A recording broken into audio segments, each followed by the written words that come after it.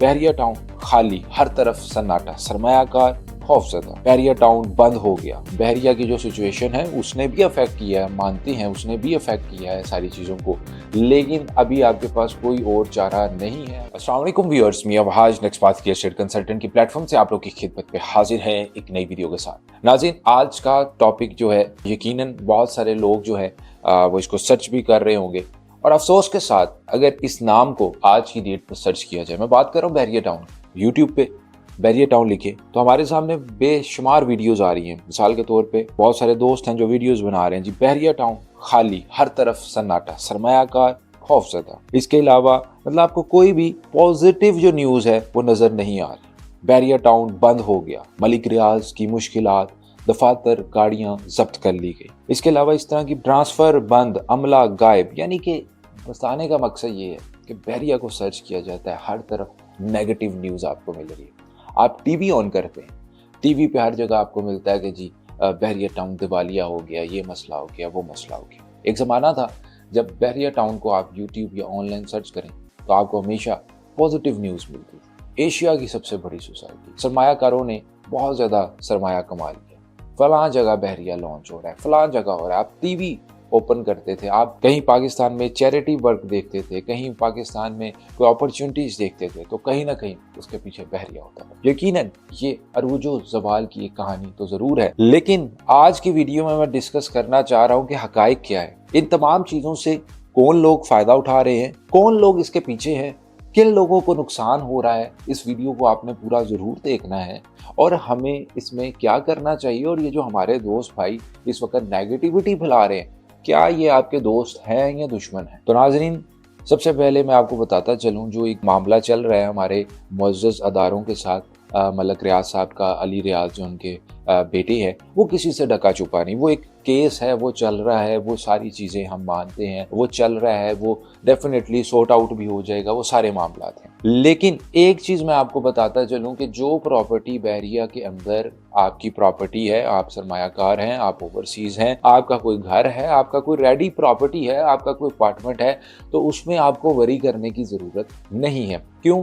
क्योंकि वो प्रॉपर्टी आपको अलॉट हो चुकी है, उसका हरगिज़ मलक रियाज साहब या अली रियाज साहब से ताल्लुक नहीं है। हाँ, जो नई उनकी लॉन्चिंग्स होनी है या नए मंसूबे हैं या जो अंडर प्रोसेस मंसूबे हैं, उसमें कहीं ना कहीं ताख़ीर हो सकती हैं, कहीं ना कहीं आपको जो वेट करना पड़ सकता है, कहीं ना कहीं आपके प्लॉट की प्राइस भी यकीनी तौर पे कम हो सकती है। लेकिन अब हम क्या कर सकते हैं? एक ग्रोह तो वो है जो चाहते हैं कि बस हम किसी तरह बेचें और हमें मजीद नुकसान ना हो जाए। देखें, इस वक्त मार्केट जो है वो पैनिक का शिकार है, पूरे पाकिस्तान में, सिर्फ बहरिया नहीं।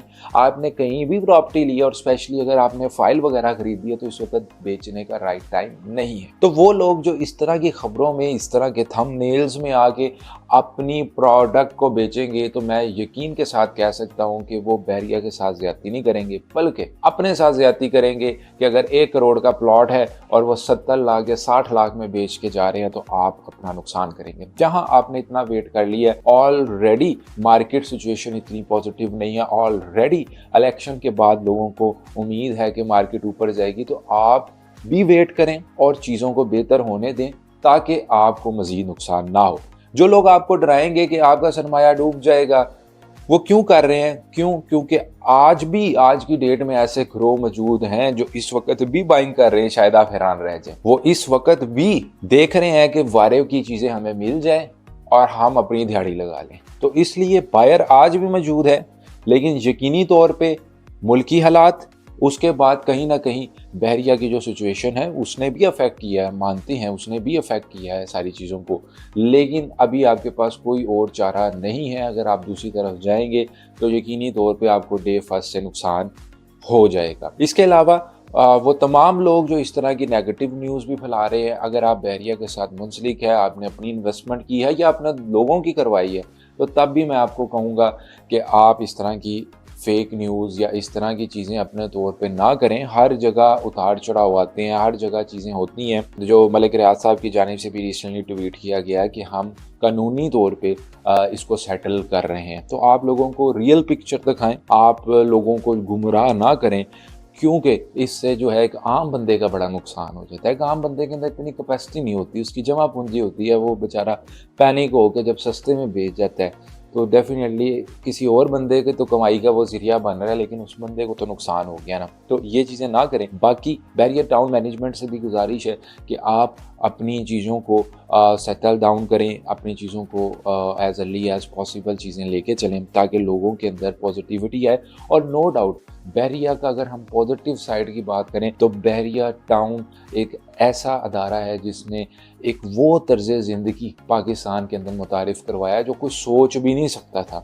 आप कोई भी बहरिया टाउन उठा के देख लें और उसके अंदर अमेनिटीज़ देखें, आप देखें कि लोगों को कैसा माहौल मिल रहा है, तो शायद बाहर की कंट्रीज़ में भी एक कंट्री में वो माहौल नहीं मिलेगा, क्योंकि उन्होंने तमाम कल्चर्स को अपनी सोसाइटी में ब्लेंड किया। तो इतना आर्टिस्टिक एनवायरनमेंट, इतना लविंग एनवायरनमेंट, इतना नेचर के करीब एनवायरनमेंट, इतना friendly environment, eco friendly system और जो जदीद तर्ज की मोनूमेंट्स, रिक्रिएशनल एक्टिविटीज़ बहरिया ने इंट्रोड्यूस करवाई है, वो कोई भी बंदा जितने सस्ते उन्होंने प्लाट बेचे हैं कहीं भी आपको नहीं मिलता। आज भी बहुत सारे हमारे डेवलपर हज़रात दोस्त हैं जिनके साथ हम बैठते हैं, डिस्कस करते हैं, वो हमें बताते हैं कि जी हमें नहीं समझ आता कि how Malik Riyaz have done all this, क्योंकि इतनी ज़्यादा अमेनिटीज़, इतनी ज़्यादा लोगों को सहूलियात जो है वो हम आज की डेट में भी देने का सोच नहीं पाते। तो नो डाउट जहां आज आपको परेशानी आ रही है वहां बहुत सारे लोगों को, लाखों की तादाद में लोगों को बेनिफिट भी मिला है, बहुत सारे लोगों को, इन्वेस्टर्स को बेनिफिट मिला है। तो जो एंड यूज़र है मेरे ख्याल से उसको तो बिल्कुल घबराना नहीं चाहिए, चाहे आप वहाँ पे रह रहे हैं या आपने रहना है फ्यूचर में।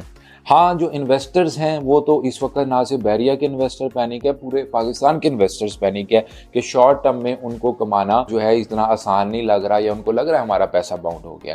तो ये सारी चीज़ें पैनिक बिल्कुल ना हो। हमारी कोशिश होती है कि रियल एस्टेट के हवाले से जो पॉजिटिव सही खबर है वो आप लोगों के लिए लेके आएँ ताकि आप लोग सही राइट डिसीजन ले सकें। इसी के साथ मियां वहाज को दीजिएगा इजाज़त। इंशाल्लाह मुलाकात होगी नई वीडियो के साथ। अपना बहुत बहुत ख्याल रखिए।